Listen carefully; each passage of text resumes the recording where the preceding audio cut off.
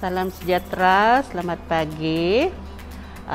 Saya Cikgu Rinai Bilong dari SMK Sungai Pau.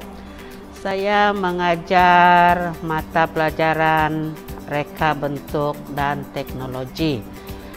Dan saya telah mengajar selama 24 tahun dan juga sebenarnya saya mengajar RBT dalam 4 tahun dan yang selebihnya saya mengajar mata pelajaran sains sebab major saya ialah dalam sains. Okey, seterusnya sebagai seorang guru banyak juga cabaran terutama untuk pandemik ini. Banyak cabaran terutama dalam PDPR. Banyak yang menghadapi masalah lain, tetapi syukur juga bila sekolah dibuka dan kita boleh bersemuka. Dan seterusnya dari segi sejarah mengajar, sekolah pertama saya ialah sekolah SMK Madamit yang terletak di bahagian kelima, bahagian Limbang, iaitu satu buah sekolah yang berada agak di pendalaman. Dan kita dulu masa saya melapor diri, kita guna pengangkutan kereta dan guna jalan balak. Tapi sekarang semuanya untuk sekolah itu kita menggunakan, sekarang ada jalan tar. Dan untuk sekolah SMK Sungai Pau saya rasa bersyukur sebab sekolah ini berdekatan dengan jalan raya utama dan banyak kemudahan yang kita boleh akses di sinilah. Dan untuk masa memulakan pengajaran, kebiasaannya sebagai seorang guru kita perlu membuat persediaan, terutama ialah rancangan pengajaran harian. Biasa saya akan buat dalam rancangan seminggu.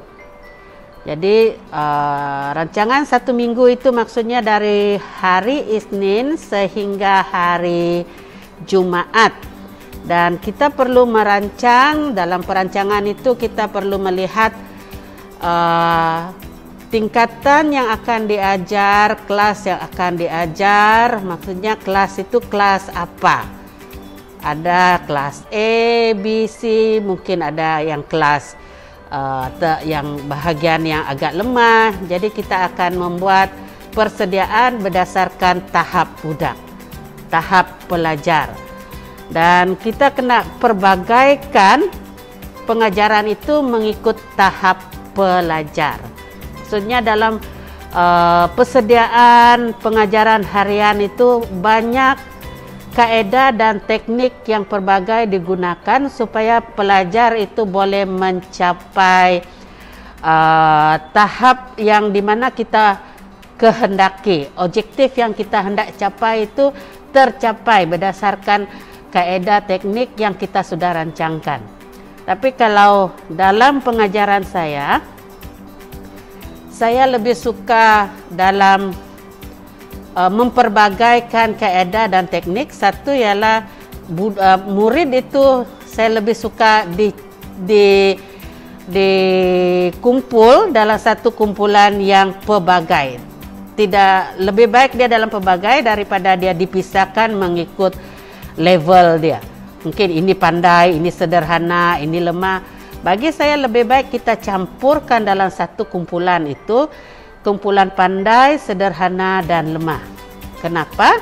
Sebab bila yang lemah itu dia kurang tahu, yang pandai akan mengambil peranan untuk mengajar, menolong, bekerjasama, membantu pelajar yang lemah. Begitu juga dengan pelajar yang sederhana. So, bila kita membuat RPH ataupun pengajaran harian, kita banyak merujuk kepada buku dan paling utama ialah buku teks. Itu ialah rujukan utama kita. Kemudian sebagai panduan secara umum kita mesti rujuk kepada DSKP untuk memenuhi setiap pencapaian yang ingin kita capai. Kemudian untuk cabaran semasa PDPR, berdasarkan pelajar di sekolah ini, ada setengah pelajar dia mempunyai pengetahuan lebih. Maksudnya dia berdasarkan kepada keluarga. Ada setengah pelajar yang memang kosong. So, disitulah cabaran sebagai guru. Kita mesti bantu murid yang tidak pandai itu untuk mencapai tahap yang sama dengan kawan dia yang lain. Contoh, bila kita buat satu projek, sekiranya murid itu agak lemah, kita akan tunjuk kepada murid itu secara face to face, one by one, supaya murid itu dapat mencapai apa yang dia tidak dapat buat. Kalau murid yang memang sudah pintar, kita hanya bagi penerangan, kita tunjuk sahaja, dia boleh dapat. Tapi kalau murid yang agak lemah, kita akan tunjukkan satu per satu. Itu kalau dalam RBT, kalau kita buat projek. Begitu juga dengan pengajaran. Sebab dalam RBT sekarang ini banyak perkataan yang lebih mencabar, yang lebih moden, yang perkataan atau istilah yang baru. Jadi kita akan tunjuk satu per satu.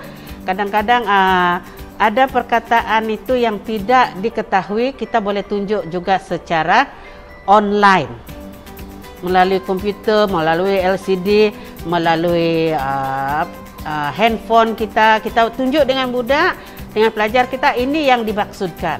Jadi murid itu akan lebih faham sebab dia nampak. Dan dalam kelas bila kita belajar, salah satu yang paling menarik minat murid kalau dalam reka bentuk dan teknologi ini, mata pelajaran ini, murid lebih suka, lebih cepat menangkap sesuatu maksud, lebih cepat faham apa yang diajar bila dia melakukan sesuatu itu dengan hands on. Jadi kita mengajar sekarang ini lebih kepada hands on, supaya murid itu bila dia belajar sesuatu, dia buat dengan tangan, dia tengok dengan mata, dan dia akan lebih cepat faham. Itu yang paling bagus. Itu sahaja, sekian dari saya, Cikgu Rinai.